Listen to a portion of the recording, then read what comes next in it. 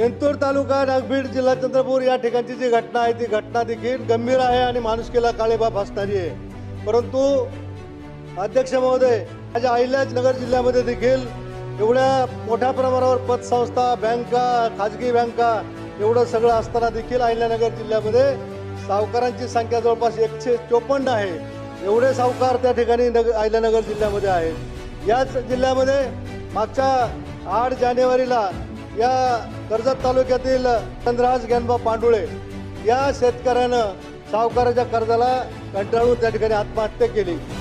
9 जानेवारीला त्याचा तपास लागला, 8 जानेवारीला तो गायब झाला आणि 9 जानेवारीला तपास लागला तर त्या तपासामध्ये निष्पन्न झालं की त्यांनी सावकाराच्या जाचाला कंटाळून त्या ठिकाणी आत्महत्या केली।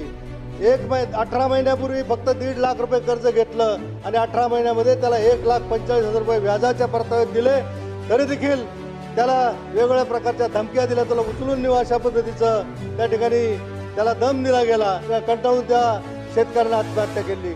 माझं एकच म्हणणं आहे, या संदर्भामध्ये माझी लक्षवेधी असताना देखील त्याच्यामध्ये त्याचं उत्तर आलेलं नाही, तर या घटनेच्या बाबतीमध्ये सन्माननीय मंत्री महोदय काय कारवाई करणार त्याचं मला उत्तर हवं आहे।